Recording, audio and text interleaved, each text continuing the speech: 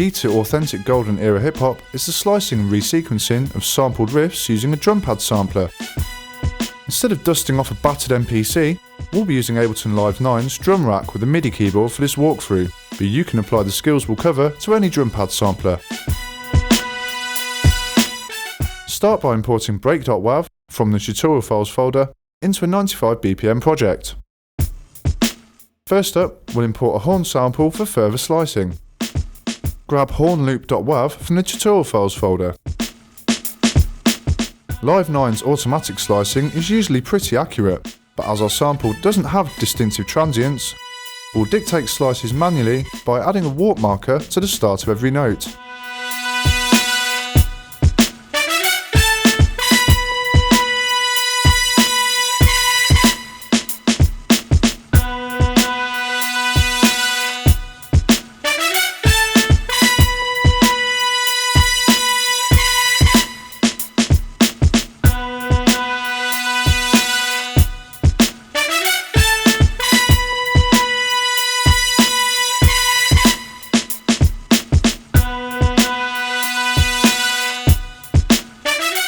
Now, right-click the horn loop clip and choose Slice to New MIDI Track.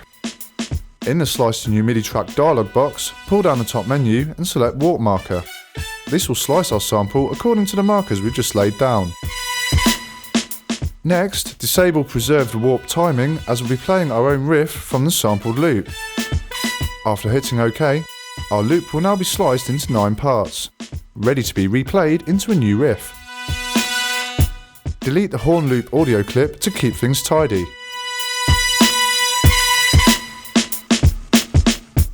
Now, to fine-tune our riff setup.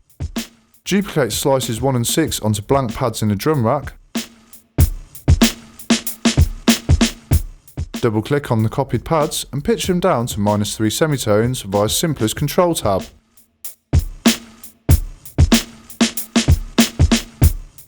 After this, repeat the process again, but pitch the 2 samples down to -5 semitones.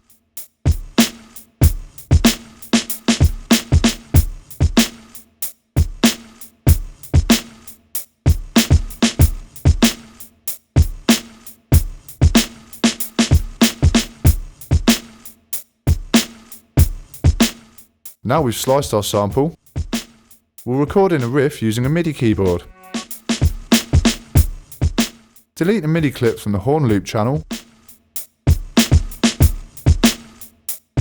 then hit the grey circle to record in a new clip.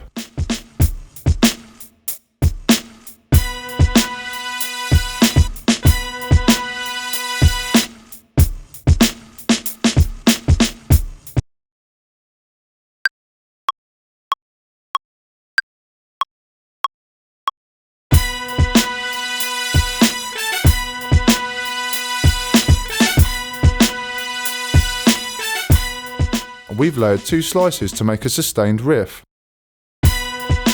You can experiment to find something that works for you. After this, we'll fix any playing errors by opening the MIDI clip and editing the notes until the riff fits the drum break's groove nicely.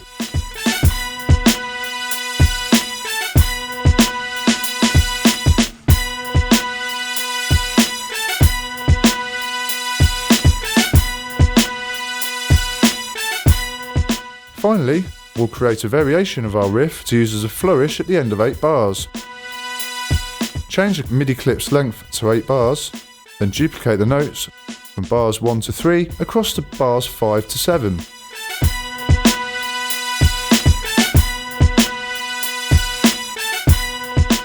Hit the overdub button to record a variation onto bar 8.